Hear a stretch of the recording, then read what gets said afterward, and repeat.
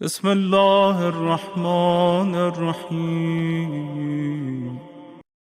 توابین کا قیام، اس میں بڑی پیچیدگیاں ہیں اور میں بھی بڑے امتحانات سے گزروں گا۔ دعا ہے کہ پروردگار مجھے کامیابی سے نکال دے۔ بہت پیچیدہ موضوع ہے، تاریخ میں بھی پیچیدہ ہے، کیونکہ توابین کے بارے میں 3 گروہ ہیں، تمام شیعوں میں بھی 3 گروہ، اوروں میں بھی، مورخین میں بھی 3 گروہ ہیں۔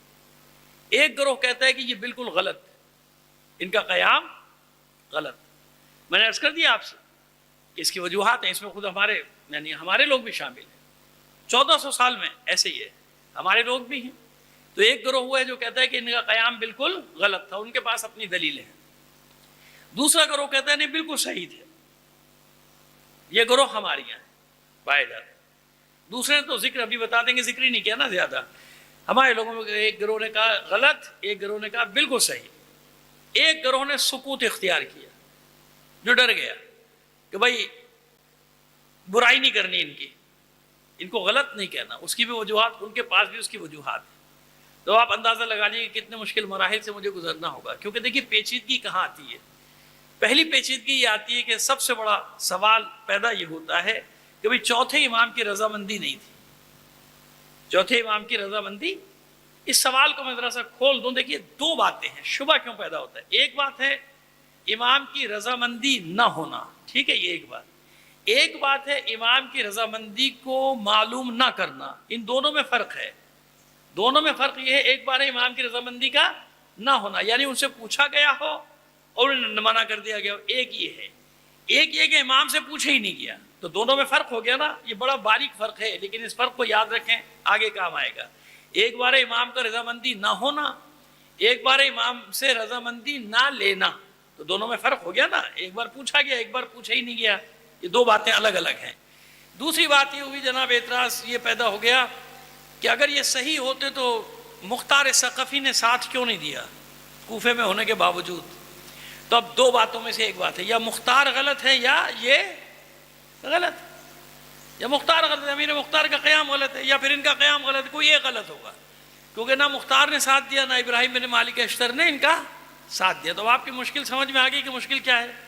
مسئلہ یہ ہے کہ جس نے بھی توابین کا، ہمارے یہاں بھی جس نے بھی شروع کیا وہ 61 ہجری کے بعد سے شروع کیا۔ توابین یعنی وہ گروہ جس نے توبہ کی، جس نے وعدہ کیا تھا، عہد و پیمان کیا تھا، جناب مسلم بن عقیل کے ہاتھ پر بیعت کی تھی، مگر امام حسین کی نصرت کرنے نہیں گیا۔ خلاصہ بتا رہے ہیں آپ، خلاصہ پہلے سنیے آج کے تقریر میں۔ انہی نے قیام نہیں کیا، امام مولا کا ساتھ نہیں دیا۔ بعد میں جب یزید مر گیا 64 ہجری میں، قید خانوں سے رہا ہوئے، انہی نے سب نے قسمیں کھائیں اور یہ میدان میں نکل پڑے، قیام کیا، توبہ کی انہی نے کہ بھئی ہم جب تک اپنی جان نہیں قربان کر دیں گے ہم بیٹھیں گے نہیں، ہمیں جبران کرنا ہے، یعنی ہمیں کفارہ ادا کرنا ہے اس گناہ کا جو ہم نے کیا تھا امام حسین کا ساتھ نہ دے کے۔ ان توابین کے سردار تھے جناب سلیمان بن سرد خدائی، جن کی عمر ہے ماشاءاللہ 93 سال۔ قیام کے وقت ان کی عمر کیا ہے؟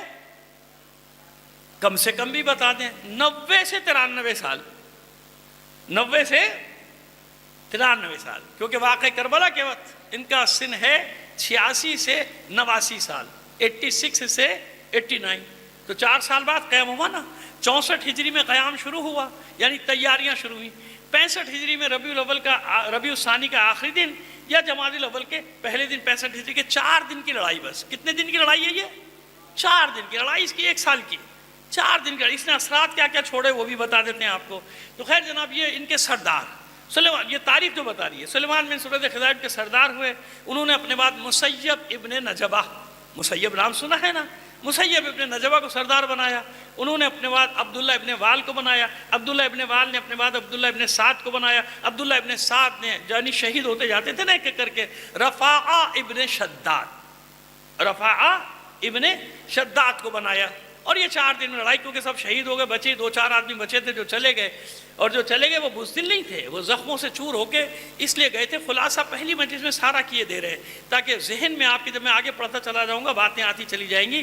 وہ گئے اس لیے تھے کہ اب ان کا کہ بھئی زخمی ہو گئے تھے 4-5، جو 9 افراد زیادہ زیادہ بچے تھے، ان کا بھی یہ تحریک ختم ہو جائے گی، لہٰذا ہم جان بچا کے نہیں لیکن اس لیے جاتے ہیں کہ یہ واقعہ، یہ عین الوردہ کی جنگ تو زندہ رہے جو ہم نے لڑی ہے، کسی کو کیا پتا چلے گا کہ کیا ہوا۔ یہ چلے گئے، لوگوں نے الزام لگایا کہ جانا تو بہانہ تھا، یہ تو بہانہ تھا کہ کہ وہاں جا کے بتائیں گے اصل میں جان بچانا چاہ رہے تھے چلے گئے رفاع ابن شداد. نہیں، ایسا نہیں ہوا، کیونکہ کوفے پہنچنے کے بعد پھر یہ امیر مختار کے لشکر میں شامل ہوئے. رفاع ابن شداد اور ان کے ساتھی جناب مختار کے لشکر میں شامل ہوئے، پھر ان کی طرف سے لڑتے ہوئے پھر شہید ہو گئے. تو اس لیے وہ الزام تو بالکل غلط ہے کہ جان بچانے کی وجہ سے یہ جان بچانے کے لیے گئے ہوتے تو کوفے کیوں جاتے؟ جان بچانے کے لیے گئے ہوتے تو جناب وہ جب میں امیر مختار کے لشکر میں کیوں شامل ہو جاتے؟ ان کا مقصد وہی تھا کہ اس واقعے کو عین الوردہ کی جنگ کو جو ہم نے لڑی ہے، سلیمان بن سرد خزاعی نے لڑی، اس جنگ کو زندہ رکھا جائے. ٹھیک، جس نے بھی توابین کا قیام لکھا اسی کے اندر لکھا ہے جو میں نے آپ کو بتایا ہے نا، اس کے اندر، اس سے باہر نہیں، اس کے اندر بس. اس نے چاہے 2 صفحے لکھے، 4 صفحے لکھے، 20 صفحے لکھے. نجم الحسن کراروی صاحب نے تفصیل سے لکھا، لیکن ظاہر ہے کہ 5-10 صفحے سے زیادہ وہاں بھی نہیں ہے. اسی طرح اور بھی جس نے بھی لکھا، خود میں نے بھی امیر مختار کے ضمن میں ایک باب لکھا، وہ بھی 8-10 صفحے سے زیادہ کا نہیں تھا، جو میری چھپی کتاب امیر مختار، یہیں پہ اشرہ پڑا تھا 1997 یا 1998 کتنے ہو گئے؟ 28 سال تو یہی ہو گئے میرے بھائی. بہرحال میں نے آپ کی خدمت میں عرض کیا کہ اس سے زیادہ کوئی نہیں گیا، اور اسی دائرے توابین شروع ہی کرتے ہیں وہاں سے انتقام کی کر رہے. اس لیے صحیح نتیجے پہ پہنچنا بڑا مشکل، پہنچ ہی نہیں سکتے آپ، کیونکہ سب نے وہاں سے شروع کیا. دیکھیے، سب سے پہلے کسی بھی انقلاب یا انقلابی تحریک کے لیے سمجھنے کے لیے، جانچنے کے لیے ضروری ہوتا ہے کہ جو انقلابی تحریک لے کر آگے چل رہے ہیں ان کے بارے میں پوری معلومات ہو. امام خمینی کے بارے میں معلومات حاصل کیے بغیر آپ ٹامک ٹوئیاں مارتے رہیں گے، آپ کو انقلاب کا پتہ نہیں چلے گا، تحریک کا پتہ نہیں چلے گا. کسی بھی امام حسین علیہ السلام سید الشہداء کی شخصیت کو سمجھے بغیر، پڑھے بغیر آپ کربلا سمجھ سکتے ہیں؟ چلیے بتائیے، نہیں سمجھ سکتے نا. جب تک جناب سید الشہداء کو اسی لیے بچپن سے بیان کیا تھا، بچپن میں یہ تھے، بچپن میں یہ تھے، بچپن سے ہی حسین تھا، رسول کے سینے پہ سونے والا، دوش پہ سوار ہونے والا. اور جناب سید الشہداء کے بارے میں 1 روایت، 2 روایت، 3 روایت، پھر واقع کربلا سمجھ میں آ رہی بات. یعنی شروع سے سمجھنا پڑتا ہے کہ حسین کون، ثانیہ زہرا کون. جناب جب تک شخصیتوں کو نہیں سمجھیں گے آپ کیا سمجھ میں آئے گا؟ آپ نے ایک واقعہ پڑھ لیا، واقعے کے بعد نتیجہ نکال لیا، غلط تھا سلیمان بن سرد خزاعی، غلط تھا مسیب، غلط تھے رفاع ابن شداد. کسی نے واقعہ پڑھا کہ نہیں صحیح تھے سلیمان بن سرد خزاعی، کسی نے کہا خاموش رہو، پتہ نہیں صحیح تھے کہ غلط تھے، اللہ جانے، ہے نا. خاموش، سکوت اختیار کر لے، بھائی برائی نہیں کرو، پتہ نہیں کیا ہو، اچھا یوں نہیں کر سکتے کہ ہمیں نہیں معلوم صحیح ہوا کہ غلط ہوا. سمجھ میں آئی بات؟ لہذا پہلے ان شخصیات کو سمجھنا ضروری ہے جنہوں نے انقلاب کی سربراہی کی. جب تک نہیں سمجھیں گے آپ مسئلے کھڑے رہیں گے. بھئی ان کا ماضی کیا تھا؟ سلیمان بن سرد خزاعی کا ماضی کیا ہے؟ 93 سال کے تھے وہ، 3 سال کے واقعات درج ہیں. اس سے پہلے کیا تھے بھئی؟ وہ کون تھے؟ وہ کہاں سے آ گئے اسلام میں؟ کون تھے وہ؟ مسیب ابن نجبہ کون ہے؟ کہاں سے آئے؟ عبداللہ ابن وال کہاں سے آئے؟ کون ہے؟ عبداللہ ابن سعد کہاں سے آیا؟ کون ہے؟ بدیل ابن ورقہ کون ہے؟ اسحاق، محمد ابن ابی اسحاق کون ہے؟ کہاں سے آیا ہے؟ سمجھ میں آ رہی ہے بات؟ جب تک ہم یہ سب نہیں سمجھیں گے شخصیات کو جو انقلاب کی سربراہی کر رہے ہیں، ان میں سے کوئی 70 سال سے کم کا تو ہے ہی نہیں. بہت کم والے جو ہیں وہ 60 سال والے ہیں. یعنی اس تحریک کی خوبی یہ ہے کہ اس میں جتنے بھی ہیں وہ اوور 55 ہیں، جوان نہیں ہیں. سب سے پہلے تو ایک اعتراض کا جواب دے دیں. دیکھیے، اقتدار ان کی منزل نہیں تھا، اقتدار حاصل کرنا ان کی منزل. 93 سال کی عمر میں کس کو وزیر اعظم بننے کا شوق ہوگا؟ ہاں ہمارے یہاں تو ہوگا، 193 کا ہو جائے کم وقت، جب بھی کہے گا مجھے بناؤ. کیونکہ آپ جانتے ہیں نا ہمارے یہاں تو استثناء ہے نا، ہمارا ایکسیپشنل کیس ہے، دنیا کے نقشے پہ ہم بالکل الگ ہی چیز ہیں. تو اس لیے یہاں کے بارے میں تو واپس لینا ہو 93 سال، لیکن دنیا میں 93 سال کی عمر کس کو، اور جو ساتھ ہیں 60-70 سال کے میں کس کو اقتدار کی لالچ؟ نہیں، اقتدار مسئلہ نہیں تھا. اور میں ابھی جب خطبہ بیان کروں گا آگے چل کے انشاءاللہ، جب 5ویں 6ٹھی مجلس تک زندہ رہا وہاں تک پہنچوں گا، تو جب بتاؤں گا کہ سلیمان، دیکھیے 2 ان کے ایجنڈے سب نے لکھے، سب مورخین نے بھی 2 ان کے وہ لکھے کہ ان کا ایجنڈا جو تھا وہ 2 نکات کا تھا، بس تیسرا نقطہ نہیں تھا. پہلا ایجنڈا یہ تھا، ان کا پہلا ایجنڈا یہ کہ قاتلان حسین کو ختم کرنا ہے، قتل کرنا ہے اور مر جانا ہے، توبہ کرنی ہے، اس وقت تک لڑنا ہے جب تک ہم شہید نہ ہو جائیں.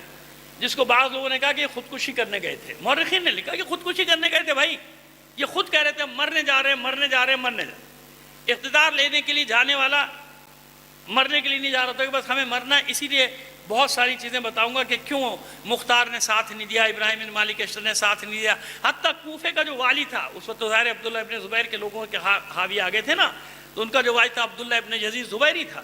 اس نے بھی کہا رک جائیے تھوڑا سا تاخیر کر لیجیے، میں بھی لڑوں گا. وہ چاہتا تھا کہ عبید اللہ ابن زیاد سے وہ بھی جنگ کرنا چاہتے تھے نا، تو کہا میں لڑوں گا. تو یہ کیا نام ہے اس جگہ کا، ایک صلوات بھیجیے محمد آل محمد پر.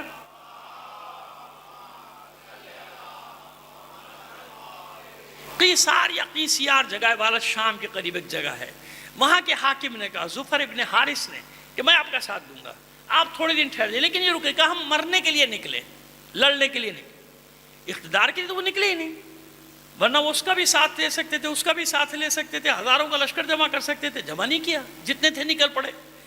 کچھ جگہ دعوت انہیں نے بھیجی تھی، مگر حسب عادت ان لوگوں نے دھوکہ دیا. کوفے والوں نے بھی، مدائن والوں نے بھی، بصرے والوں نے بھی. وہ تفصیلات بعد میں آئیں گے. ٹھیک ہے جناب. یہ دوسرا ایجنڈا ان کا کیا تھا کہ ہم شہید ہو جائیں، اور اگر ہم کامیاب ہو گئے تو حقدار کو اس کا حق پہنچائیں گے، کیونکہ یہ اقتدار، یہ حکومت حق ہے اہل بیت کا. لہٰذا علی بن حسین یعنی امام زین العابدین علیہ السلام کو یہ اقتدار حوالے کر دیں گے. صلوات بھیجیے محمد آل محمد. یہ دو نکاتی ایجنڈا. ٹھیک ہے، اقتدار کے تو نہیں نکلے تھے. آئیے اب شخصیات کو دیکھیں گے، 2-3 دن آپ کے لیں گے تاکہ تفصیل سے شخصیات کا تعارف ہو جائے. جب پورے منظر کشی ہو جائے گی آپ کے ذہن میں ایک شخصیت بنے گی کہ یہ ہے سلیمان بن سرد خزائی کا ماضی، یہ ہے جناب مسیب ابن نجبہ کا ماضی، یہ ہے جناب رفاعہ ابن شداد کا ماضی، یہ ہے عبداللہ ابن وال، ان کی شخصیت ماضی کی. جب یہ شخصیتیں آپ کے سامنے آ جائیں گی تو کیا ہوگا، مسئلہ بالکل حل ہو جائے گا. پھر ہم کسی نتیجے تک پہنچنے کی ایمانداری کے ساتھ کوشش کریں گے کہ یہ شخصیتیں کون تھی اور کیا چاہتی تھی. آئیے سب سے پہلے شروع کریں گے کس کے بارے میں، جناب سلیمان بن سرد خزائی. دیکھیے میں نے عرض کیا کہ قیام جب کیا ہے انہوں نے 64 ہجری میں شروع کیا، 65 ہجری میں ختم ہو گیا. تو یہ اس وقت ان کی عمر ہے 93 سال. چلو 90 سے 93 سال، تو 64-65 ہجری ہے نا، یہ 64-65 سال گھٹا دیجئے تو ہجرت کے وقت ان کی عمر کیا ہوگی، 30 سال کے تو ہیں، 30 سال نہیں 4-5 سال اور کم کے 25-26 سال کے تو ہیں. تو فتح مکہ کے وقت 8 ہجری تک ان کی عمر کیا ہے، 33-34 سال، یعنی بچے نہیں ہیں، 33-34 سال کے. ایمان لے کر آئے ہیں اپنے والد کے ساتھ، یعنی اب یوں کہیے کہ یہ اپنے والد کے ساتھ ایمان لائے. سرد ابن جون ابن ابی جون خزائی، یہ ان کے والد کا نام ہے سرد، اسی لیے سلیمان ابن سرد. سرد ابن جون ابن ابی جون خزائی، بنی خزاع کے. فتح مکہ سے پہلے اسلام قبول کر لیا. یاد رکھیے گا ان لوگوں نے فتح مکہ سے ذرا پہلے ملاقات نہیں ہوئی ابھی حضور سے، لیکن جب مکہ فتح ہوا تو یہ فوراً مکے پہنچ گئے دونوں باپ بیٹے. اس لیے بعض مورخین نے لکھا کہ فتح مکہ کے وقت ایمان لائے. ٹھیک ہے، کوئی حرج نہیں، فتح مکہ کے وقت ایمان لائے. لیکن میں نے آپ کو بتا دیا کہ فتح مکہ سے پہلے ایمان لائے تھے ان کا پورا خاندان، اور بنی خزاع کے اکثر لوگوں نے پہلے ایمان قبول کر لیا تھا، کیونکہ یہ مدینے والوں کے ساتھ ان کا پیمان، ہم پیمان جس کو کہتے ہیں نا، ہم پیمان تھے، معاہدے تھا ان کا، آپس میں میثاق تھی ان لوگوں کی. مسلمان تو جب یہ اسلام لائے ہیں تو کم سے کم 32-33 سال کے تو ہیں نا، بچے تو نہیں ہیں، 32-33 سال. اس کے بعد تمام جو غزوات ہوئے، حنین ہو، تبوک ہو، یا چھوٹے بڑے تقریباً کوئی 10 یا 11 ہیں جو آگے 2 سال میں ہوئے، ان سب میں دونوں باپ بیٹوں نے شرکت کی. دونوں باپ بیٹوں نے شرکت کی. جتنی بھی جنگیں ہیں مولائے عارفان کی، جمل، صفین، نہروان، تینوں میں باپ کا تو انتقال ہو گیا. سلیمان بن سرد خزائی مولائے کائنات کے ہمراہ کعب، مولائے کائنات کی ٹیم میں، آپ کے لشکر ادھر سے الگ نہیں. دوسرے دور میں جو فتوحات، کرمان، ہمدان وغیرہ کی بھی پہلے بھی ایک بار آپ کو بتا چکا ہوں کہ جس کے ترانے بڑے گائے جاتے ہیں، ان کی فتوحات میں زیادہ تر کس کا ہاتھ ہے، مولا کے چاہنے والوں کا. مولا کے چاہنے والوں کا پہلے بھی میں آپ کو بتا چکا ہوں، ان لوگوں کا بہت بڑا ہاتھ تھا جنہوں نے فتوحات کی تھی، جیسے بریر حمدانی، ان سب کا، مسلم بن اوسجا، ان سب کا بہت ہاتھ تھا یہ فتوحات. اسی طرح سلیمان بن سرد خزائی کا کرمان وغیرہ کی طرف جو فتوحات ہوئی ہیں وہ سلیمان بن سرد خزائی کے ہاتھوں میں ہوئی، ان نے فتح کیے تھے وہ علاقے. خیر جناب، لیکن مولا کے ہم رکاب تھے جمل میں بھی، صفین میں بھی اور نہروان میں. اب صفین میں ان کا کریکٹر سامنے آتا ہے کھل کر. اب میں نے آپ کو بتا دیا کہ توابین کا جہاں بھی ذکر ہے وہاں ان واقعات کا ذکر نہیں ہے. یہ مجھ ناچیز کو تلاش کرنے پڑے ادھر ادھر کہ کہیں تو ان کا ذکر ہوگا. بھائی یہ ایک تجسس تھا مجھے کہ اچانک کوفے میں تو کردار نہیں ہے، جب یہ 90 سال کے تو کہیں تو ہوگا ان کا ذکر. اب جب میں نے تلاش کیا جستجو تو پھر کوئی نہ کوئی رنگ دکھاتی ہے. پھر مجھے یہ سارے واقعات تاریخ میں ملنا شروع ہوئے الگ. اب پھر آپ کو بتا دوں کہ کیوں پڑھ رہا ہوں. کیونکہ جب میں نے یہ دیکھا کہ اردو میں کوئی کتاب موجود نہیں ہے جہاں ایک جگہ یہ سارے واقعات جمع ہوں توابین کی. نیت یہ ہے آپ دعا کریں اللہ پوری کر دے، کیونکہ جتنے بھی یہاں اشرے پڑھے ہیں وہ سب ماشاءاللہ چھپ چکے ہیں، کتابی صورت میں آ گئے ہیں. تو وہ دعا کیجئے کہ ایک کتاب بن جائے ایسی توابین کے نام سے اردو میں، کہ بعد میں آنے والوں کو آسانی ہو اور ایک ہی کتاب میں انہیں سارا میٹر جمع ہو کے مل جائے. میرا یہ مقصد ہے کہ بچوں کا بھی فائدہ ہوگا، ذاکرین کا بھی، خطبہ کا بھی، گھر میں رکھنے والوں کا بھی فائدہ ہوگا. ایک کتاب تک جہاں جس کو پورا میٹر چاہیے ہوگا وہ ایک جگہ میں جمع کر رہا ہوں ان مجالس میں، اور خدا نے چاہا وہ کتاب تیار ہو جائے گی تو سب کے کام آ جائے گی. اگر میری زندگی رہی ایک کتاب وہ لے لیں گے، اس میں انہیں سارا میٹر مل جائے گا. سلیمان بن سرد خزائی کا اصل نام تھا یسار، یہ سین الف، یسار ابن سرد ابن جون ابن ابی جون خزائی. جب اسلام قبول کیا، اللہ کے رسول کی خدمت میں حاضر ہوئے تو اللہ کے رسول نے کہا نام بدلو، اپنا نام بدلو، یہ سار ہٹاؤ، یہ اچھا نام نہیں ہے. تو حضور جو نام آپ چاہیں رکھ دیں. تو حضور نے یہ نام رکھا سلیمان. یعنی یہ وہ شخص ہے جس کا نام رکھنے والی خود حبیب خدا کی ذات ہے، پیغمبر ختمی مرتبہ صلی اللہ علیہ وآلہ وسلم کی ذات ہے. اب سمجھ میں آئی بات؟ جیسے ظالم ابن عمرو نام تھا امام کے ایک صحابی کا، امام نے نام بدل دیا تھا کہ بدل دو، ابو الاسود دوئلی. یہ پوری عربی گرامر کا جو بابا ہے نا، بابا وہ بھی جانتے ہیں، وہ بھی یہ لکھتے ہیں ابو الاسود دوئلی. لیکن یہ نہیں لکھتے کہ ابو الاسود دوئلی کس کا صحابی تھا، کس کا شاگرد تھا، کس نے سکھایا تھا علم نحو یعنی گرامر، عربی کی گرامر کس نے سکھائی؟ مولا نے تعلیم دی تھی نا ابو الاسود دوئلی کو. تو ابو الاسود کا نام ابو الاسود رکھا تھا کس نے؟ مولا کائنات نے. اس کا اصلی نام تھا ظالم ابن عمرو. تو نام جاہلانہ تھا، لیکن اپنا نام بدل دو. مولا نے اس کا نام بدل دیا تھا. تو سلیمان کا نام سلیمان کس نے رکھا؟ اللہ کے رسول نے. اب اس سے آپ اس کی منزلت کا اندازہ لگا لیں. سلیمان اپنے والد کے انتقال کے بعد اپنی قوم کے بزرگ، معزز اور راویان حدیث میں سے ثقہ یعنی جس کی حدیث کو ہر آدمی قبول کرتا ہے، موثق حدیث یعنی سچا، صادق، یہ تھے جناب سلیمان. اب بھی راویان حدیث میں ان کا نام ثقہ لکھا جائے گا، بریکٹ میں لکھا جائے گا ثقہ، یا لکھ دیا جائے گا ثقہ راوی ہے، یہ راوی ثقہ ہے. تو سلیمان بن سرد خزائی صحابی بھی، راوی حدیث بھی، اور راوی بھی ثقہ، غزوات میں رسول کے ساتھ شریک ہونے والا، مولا کی ہم رکابی میں ساری، ابھی بتاؤں گا صفین کا حال، ساری جنگوں میں شرکت کرنے والا. تو بھائی صحابی ہے نا، کیوں نہیں ذکر کرتے ہو؟ غزوات میں شریک رہا. جس کی عمر 2 سال تھی، جس صحابی کی عمر 2 سال تھی، جس کی 4 سال تھی، جس کی 5 سال تھی، ان سب کا ذکر آ گیا. اور جو اتنے پکی عمر میں غزوات میں بھی شریک رہا سب، اس کا ذکر کرتے ہوئے کیوں؟ اب فرق سمجھ میں آ گیا کہ کیونکہ علی کے کیمپ کا آدمی ہے، صحابی ہے، مگر جرم یہ ہے بیچارے کا، قصور یہ ہے کہ علی کے کیمپ کا ہے. جب علی کے کیمپ کا ہے تو اس کا ذکر نہیں کرنا. وہی جرم جو عمار یاسر کا ہے. عمار یاسر صحابی ہے، مانتے ہیں، یہ بھی مانتے ہیں عمار یاسر کے بارے میں حدیث آئی کیسے ایک باغی گروہ تک قتل کرے گا. وہاں تعویلات، توجیحات، یہ وہ، کیوں؟ عمار ہے علی کے کیمپ کا، ابو ایوب انصاری ہے علی کے کیمپ کا، جابر ابن عبداللہ انصاری ہے علی کے کیمپ کے، مقداد ابن اسود کندی ہے علی کے کیمپ کے، میثم تمار علی کے کیمپ کے، ابو ذر غفاری علی کے کیمپ کے. ارے بھائی یہ سب صحابہ ہیں یا نہیں ہیں؟ ارے تو کبھی تو منہ سے پھوٹ دیا کرو، ان کا بھی ذکر کر دیا کرو. اب فرق سمجھ، صحابی وہی ہے جو علی کا مخالف ہو، علی کے کیمپ میں ہوگا تو اس کو صحابی بھی نہیں مانتے یہ لوگ. صلوات بھیجیے محمد آل محمد پر. صفین میں ان کو میمنے کا سردار بنایا ہے، پیادوں کا. پیادہ یعنی پیدل فوج. 2 تھے نا، سوار اور پیادے. سوار اور پیدل فوج دو ہی ہوتی تھی اس زمانے میں. پیدل فوج کا میمنے کا سردار بنایا اور خزائی ان کے ساتھ ہیں سب مولا کے لشکر میں. اب ان کے دو تین باتیں آپ کو بتائیں تو معلوم ہو کہ شخصیت ہے کیا.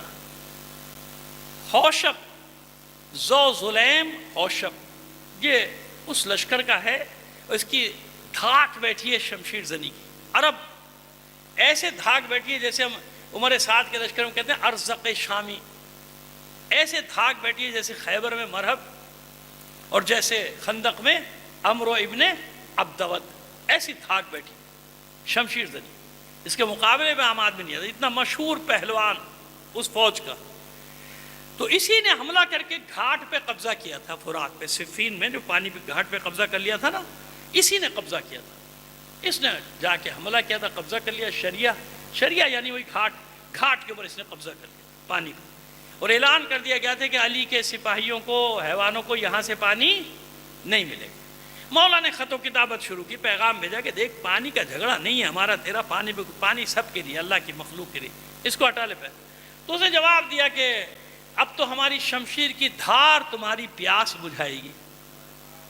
تو مولا نے پھر جواب دیا, نہج البلاغہ میں محفوظ ہے مکتوبات میں جو خطوط کا حصہ ہے اس میں ہے. مولا نے کہا کہ بھول گیا تو جنگ کی دھمکی کسے دے رہا ہے؟ اس علی کو دے رہا ہے. وہی علی ہوں, وہی تلوار میرے پاس ہے جس تلوار سے میں نے تیرے دادا, نانا, ماموں, بھائی سب کے ٹکڑے اڑائے تھے. یا یاد آ گیا نا, شیبہ ابن ربیعہ, عتبہ ابن ربیعہ, ولید ابن عتبہ, حنظلہ, سب یاد آ گیا. سب علی کے ہاتھوں سب کی گردنیں اڑی تھیں. علی نے یاد دلایا, بھول گیا تو وہی علی ہوں, وہی تلوار. نہیں لڑنا چاہتا پانی پہ, پانی پہ لڑنا چاہتا وہ بھی تجھے دکھا دوں گا. تو یہ خط و کتابت چل رہی تھی تو سلیمان بن سورد خزائی آئے مولا کی خدمت. کہا مولا مجھے بھیجیے اس سے لڑنے کے لیے, حوشب سے. ذو ظلیم حوشب, کہیں ذا ظلم, خیر ذا اور ذو معنی ایک ہی دیتا ہے, کہیں منصوب ہے کہیں مرفوع ہے. خیر جناب وہ صرف و نحو کی باتیں ان کو چھوڑ دیجئے, بس آپ یاد رکھیے ذو ظلیم یا ذا ظلیم. تو حوشب ذا ظلیم یا ذا ظلیم حوشب. کہ مولا مجھے اس سے لڑنے بھیجے. کہ سوچ لو, بڑا نامی گرامی ہے. کہ مولا آپ مجھے بھیج دیں, میں آپ سے اجازت چاہتا, آپ اجازت دے دیں میں اس سے لڑنے کے لیے جاؤں گا. مولا نے اس کا کہا اچھا ٹھیک ہے سلیمان جاؤ, تمہیں اجازت, جاؤ, میری دعا بھی ہے تمہارے ساتھ, جاؤ. تو وہ رجس پڑھ رہا تھا اور بہت ہی بدتمیزی کے ساتھ پڑھ رہا تھا, یعنی بس زبانی کر رہا تھا. وہ بس زبانی برداشت نہیں ہو رہی تھی علی والوں سے. تو کچھ علی والوں نے, جیسے عمرو ابن حمق ہیں اور حجاج ایک صحابی ہیں, نام پورا بھول گیا ہوں, تو انہی نے جواب دینا دیا تھا اس کو اسی زبان میں. تو مولا نے ڈانٹ دیا تھا, یاد ہے نا آپ کو. مولا نے کہا خبردار کس زبان میں بات کرتے ہو. کہ مولا وہ بھی تو اسی زبان میں بات کر رہے ہیں, آپ کے لیے کیسی کیسی باتیں کر رہا ہے. کہ میں اپنے ساتھیوں کی یہ زبان نہیں دیکھنا چاہتا, اگر وہ بس زبانی کر رہا ہے تو تم تو نہ کرو, ورنہ دونوں ایک جیسے ہو جاؤ گے نا. یہی میں شیعوں سے کہتا ہوں کہ اگر دوسرا بس زبانی کر رہا ہے تو خدا کے بندو تم تو نہ کرو. تم کو مولا نے منع کیا ہے کہ بس زبانی کا جواب بس زبانی سے نہیں دیتے. مولا نے منع, اپنے صحابیوں کو سامنے منع کر دیا, نہیں تم نہ کرو, ہاں دلیل قائم کرو, حجت قائم کرو, مگر اپنی زبان خراب نہ کرو. لیکن ہمارے بھائیوں کا کھانا ہی ہضم نہیں ہوتا تو میں کیا کروں. صلوات بھیجیے محمد آل محمد پر. آئیے, تو وہ رجس پڑھ رہا تھا اور بہت ہی بس زبانی کر رہا تھا. بس زبانی میں نے اچھا لفظ استعمال کیا, بہت ویسے الفاظ استعمال کر رہا تھا. تو اب یہ جب نکلے تو جو ان کی رجس ہے وہ آپ کو سنائے بغیر نہ مجھے مزہ آئے گا, نہ آپ کو سنے بغیر آپ کو مزہ آئے گا. اب ان کی رجس سنیے, کیونکہ سن چکے ہیں مولا نے منع کیا ہے گندی زبان استعمال نہیں کرنا. اب دیکھیے اس کی زبان اور اب یہ کی زبان. سلیمان بن سورد خزائی کی رجس ہے کہاں, حوشب کے مقابلے میں صفین کے میدان میں. ایک صلوات بھیجیے محمد آل محمد پر.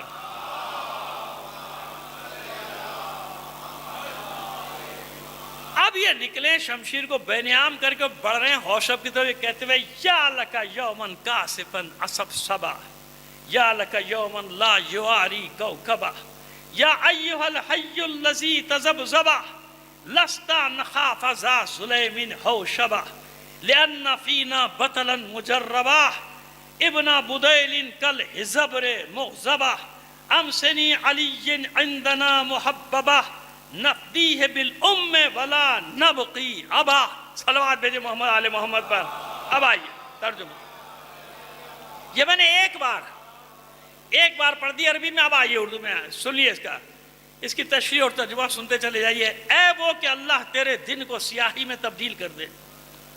یومن کاسفن اصب صبا. اس کا مطلب یہ تیرا دن سیاہی میں بدل جائے, دن کی روشنی کائے میں بدل جائے, تاریکی میں بدل جائے. وہ تیرا دن, اللہ تیرے دن کو سیاہی میں تبدیل کر دے. اس طرح کے کوئی ستارہ تیرے لیے روشن نہ ہو. اس طرح کے کوئی ستارہ تیرے لیے روشن نہ ہو. یا لک یومن لا یعاری کوکبہ. اس طرح سے کہ کوئی ستارہ تیرے لیے روشن نہ ہو. اے بزدلوں کی جماعت, اسے خطاب کر کے کہا, اے بزدلوں کی جماعت, ہم تمہاری طرح بزدل نہیں. ہم تمہاری طرح بزدل نہیں کہ ذا ظلم جیسے لوگوں سے خوف کھا جائے. ہمیں ذا ظلم کا خوف دلا رہے ہو. ذا ظلم جیسے لوگوں سے خوف کھا, کیوں کہ ہمارے درمیان ابن بدیل جیسے شیر مرد اور تجربہ کار جنگجو موجود ہیں جو شیروں کی مانند حملہ کرتے. کل حزبر 2-3 باتیں یہاں سمجھانے کی ہیں. یہ ابن بدیل کی مثال کیوں دی ہے نا. اب یہاں سے دیکھیے ساری کڑیوں سے کڑیاں ملانا ہے ہمیں. بدیل کی مثال دی نا, ہم میں بدیل جیسے. بدیل کون ہے, پورا نام کیا ہے؟ عبداللہ ابن بدیل ابن ورقہ خزائی. ان کے دوسرے بھائی محمد ابن بدیل ابن ورقہ خزائی, بنی خزا. ان کے قبیلے, ان کے جیسے ہر قبیلے کا ایک فخر ہوتا تھا نا, بنی خزا کا فخر تھا یہ بدیل ابن بدیل, عبداللہ ابن بدیل. یہ اتنا بڑا جنگ جو تھا, اور یہ بھی بتا دیں کہ اسی جنگ میں شہید ہوا. ابھی بتاتا ہوں, اسی جنگ میں صفین میں شہید ہوا. یہ اتنا بڑا شمشیر زن تھا کہ اکیلا دستوں پر, پورا لشکر تو میں نہیں کہہ سکتا, کئی دستوں پر یہ اکیلا بھاری ہوتا تھا. تو لیلۃ الحریر جو سب سے بڑی جنگ تھی, اس میں یہ لڑتے لڑتے جب پھر گیا تھا, چاروں طرف سے زخموں سے چور ہو گیا, قریب تھا شہادت, تو اس نے مولا کے ایک اور صحابی تہمان ابن اسید کو بلایا اور کہا دیکھ اب میں جا رہا ہوں, میں شہید ہو رہا ہوں, ختم ہو رہا ہوں, لیکن وصیت کر رہے ہیں. اس کو فوراً وصیت کرتا ہے, خبردار علی کی نصرت سے ہاتھ مت اٹھانا, جنگ کو جاری رکھنا, اس وقت تک جاری رکھنا جب تک فتنہ ختم نہ ہو جائے.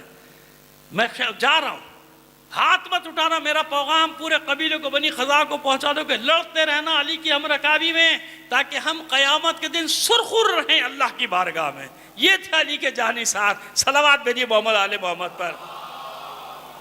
اور ان کو سلیمان میں سورۃ خزائن رجب میں کیا کل ہے حزبر مغضبہ, جیسے غضب ناک شیر, اب حزبر آ گیا, سمجھ میں آ گیا. 73 یا 74 میں مولانا حسن امداد صاحب نے نوحہ لکھا تھا, حزبر دشت نینوا امیر لشکر حسین, جو ہمارے مرحوم علی اللہ مقام و سچے بھائی نے پڑھا تھا. یاد ہے؟ تو مجھے یاد ہے کہ میں 9ویں میں تھا, شاید 8ویں یا 9ویں میں تھا. تو ایک ایک لفظ کے میں معنی پوچھتا تھا ابا سے کہ حزبر کسے کہتے ہیں, تو اس وقت سے معلوم تھا کہ شیر کو کہتے ہیں. نہنگ کسے کہتے ہیں, اس وقت سے معلوم ہے کہ وہ جناب جانور میں جنگلی جانور یا جنگلی مگر, وہ پانی کا جانور یا پانی کا گھوڑا ہے جو شیر ہوتا ہے, اندر اس کی طرح لڑتا ہے. نہنگ قلزم, قلزم یعنی سمندر ہے, پانی, اس کا جو نہنگ یعنی وہ بادشاہ ہوتا ہے وہاں کا.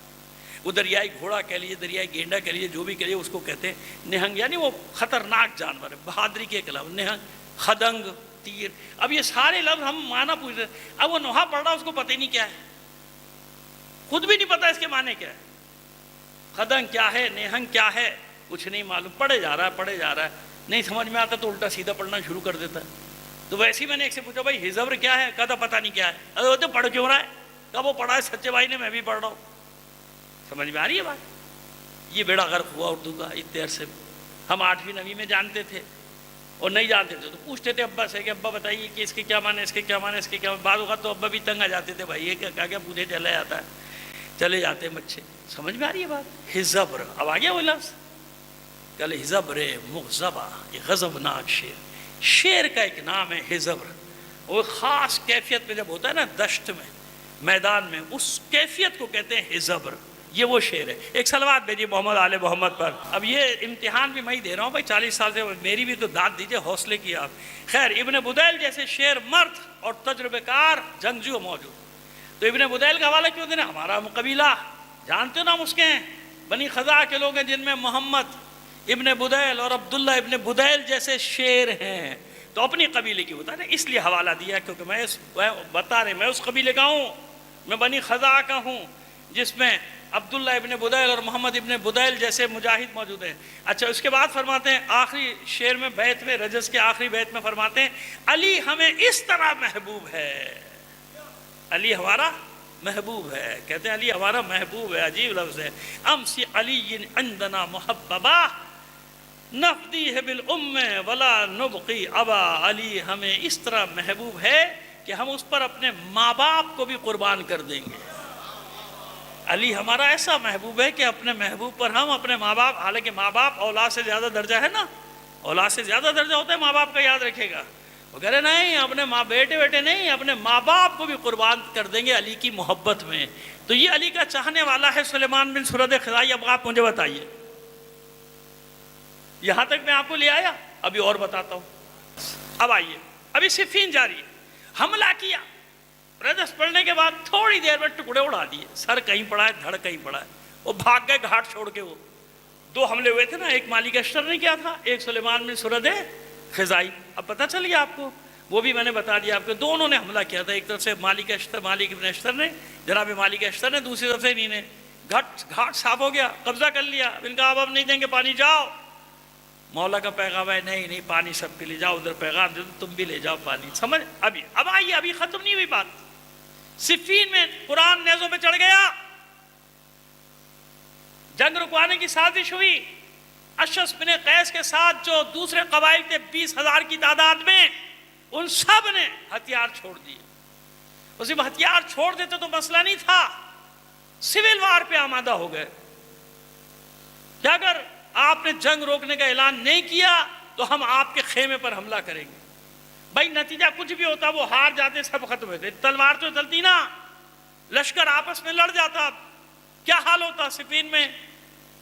لہذا امام نے حکم دے دیا جنگ روکنے کا کہ بھئی آ جاؤ مالک، واپس آ جاؤ۔ تو جب یہ جنگ بندی کا حکم ہوا تو سلیمان بن سرد خزاعی امام کے خیمے میں آئے، اور اس عالم میں آئے کہ سر سے پیر تک لہو میں غرق، یعنی اتنی بڑی لڑائی وہ لڑ رہے تھے کہ زخموں سے چور تھے، سر سے پیر تک۔ امام کی خدمت میں آئے، جیسی امام کی نظر پڑی سلیمان پہ فوراً اس آیت کی تلاوت کی جو میں سرنامے کلام قرار دے رہا ہوں، فَمِنْهُمْ مَنْ قَضَى نَحْبَهُ وَمِنْهُمْ مَنْ يَنْتَظِرُ وَمَا بَدَّلُوا تَبْدِيلًا۔ اور مجاہدین میں کچھ ایسے ہیں جو اپنا وعدہ پورا کر کے جا چکے، کچھ ہیں جو اپنی باری کا انتظار کر رہے ہیں، اور کبھی بھی ان کے قول میں، ان کے عہد و پیمان میں کوئی تبدیلی آنے والی نہیں۔ اے سلیمان تو انہی میں سے ہے جن میں کہ کچھ وعدہ پورا کر گئے، کچھ اپنی باری کا انتظار کر رہے ہیں۔ اب مجھے بتائیے علی خبر دے رہے ہیں کہ نہیں دے رہے؟ علی خبر دے رہے ہیں نا، آگے تک کی خبر دے رہے ہیں نا، کس میں شامل کر رہے ہیں؟ من المؤمنین رجال، وہی تو آیت ہے نا، من المؤمنین رجال صدقوا ما عہد اللہ علیہ فمنہم من قضى نحبہ ومنہم من ينتظر وما بدلوا تبدیلا۔ سمجھ میں آ گئی بات؟ یعنی امام کس میں شامل کر رہے ہیں سلیمان کو؟ ان مجاہدوں میں سے ہے سلیمان تو، جنہوں نے اپنے قول کو سچا کیا، عہد و پیمان کو سچا کیا، اور تیری صنف کے یعنی تیرے ساتھی، تیرے ہمراہی، تیرے ہم فکر، کچھ چلے گئے اپنا وعدہ پورا کر کے، یعنی شہید ہو گئے، کچھ اپنی باری کا انتظار کر رہے ہیں، جن میں ایک تو بھی ہے، جن میں ایک تو بھی ہے سلیمان۔ سمجھ آئی بات؟ آئیے، بات ختم نہیں ہوئی۔ جیسے ہی امام نے کہا کہ تو بھی انہی میں سے ایک ہے، تو آنکھوں سے آنسو جاری ہوئے، کہتے ہیں خدا کی قسم مولا آوان و انصار نہیں میرے پاس، چھوڑ دیا تھا نا سب نے ہتھیار ڈال دیا، نہیں لڑیں گے نہیں لڑیں، سمجھا کہ آئے تھے لڑو لڑو لڑو، نہیں لڑ رہے، رکھ دیا۔ یہی ہوتا ہے اکثر، یہ کا حال یہی ہوتا ہے، جب کڑا وقت پڑ جائے پھر معلوم ہوتا ہے نا کیا ہوا، سب کے حواس سیدھے ہو جاتے ہیں۔ خیر جناب، کہ اللہ کی قسم مولا میرے پاس آوان و انصار نہیں، ورنہ میں یہ جنگ رکنے نہیں دیتا، میں آخری سانس تک لڑتا، میں لوگوں کو پیغام دیتا رہا کہ دیکھو جنگ کو جاری رکھو، جنگ کو جاری رکھو یہاں تک کہ یہ فتنہ ختم ہو جائے، لیکن سوائے چند لوگوں کے اکثریت نیکی پر نہیں ہے، نیکی پر یعنی خیر کے راستے پر نہیں، اکثر یہ جو ہے وہ خیر کے راستے کو چھوڑ چکی، نیکی کے راستے کو چھوڑ چکی، مولا اب نہیں ہے، وہ چھوڑ دیا۔ تو اب آپ کو اندازہ ہوا کہ کتنا بڑا وفادار ہے علی کا اور آل علی کا۔ اب آپ کو اندازہ ہوا کہ ان استقامت اور ثابت قدمی رکھنے والے لوگوں میں سے ایک ہے جو پہلے دن سے اہل بیت کے ساتھ ایک لمحے کے لیے الگ نہیں۔ امام حسن کے ساتھ جو رہ گئے جانثار، جن کے قدم پیچھے نہیں ہٹے آخر تک، ان میں سلیمان بن سرد خزائی، یعنی مولا کے بعد امام حسن۔ کوفے یہ شروع میں جب کوفہ بن رہا تھا نا دوسرے دور میں، یہ اسی وقت شفٹ ہو گئے تھے، کوفے میں تھے، لیکن جب ایسی بات ہوتی تھی علی کے ساتھ حسن کے ساتھ حسین کے ساتھ، علی کے ساتھ حسن کے ساتھ حسین، ایک شخصیت کا تعارف ہو گیا، بس آج یہی رکھیں، یہیں تک رکھیں۔ جناب سلیمان کے بارے میں پتہ چل گیا، کل انشاءاللہ بتائیں گے آپ کو جناب مسیب اور جناب رفاع۔ کیوں میں چاہتا ہوں کہ جن کے نام آپ رکھتے ہیں بچوں کے نام، ان کی تاریخ تو معلوم ہو نا آپ کو یہ تو معلوم ہو کہ تھے کون یہ مجاہد جنہوں نے قیام کیا، نعرہ لگائے یا لسرات الحسین، اے خون حسین کا انتقام لینے والے آ جاؤ آ جاؤ۔ کون تھے نعرہ لگانے والے؟ واقعی یہ غلط تھے؟ واقعی یہ صحیح تھے یا نہیں؟ ہم بھی خاموش ہو جائیں، چپ ہو جائیں، پتہ نہیں صحیح تھے کہ غلط۔ جب تاریخ کا مطالعہ کریں گے، تحریر و تجزیہ کریں گے، تو کچھ تو چیز نکل کے آئے گی نا۔ اور ہم ہر چیز آپ کے سامنے، ابھی ہم نے حوالے نہیں دیے، وقت اتنی اجازت نہیں دیتا، ہم کل پرسوں میں آپ کے سامنے سارے حوالے رکھ دیں گے کتابوں کے، تاکہ آپ خود بھی دیکھنا چاہیں، اطمینان سے جا کے دیکھیں گا۔ ہاں تحلیل و تجزیہ تو میرا اپنا ہوگا نا، وہ تو کتاب میں نہیں ملے گا آپ کو، جو نتیجہ گیری کروں گا وہ تو میں کروں گا، تحلیل و تجزیہ میرا ہو، جو واقعات ہیں وہ تمام کے تمام، اور میں جب تک کتاب میرے پاس نہ ہو میں حوالہ نہیں دیتا۔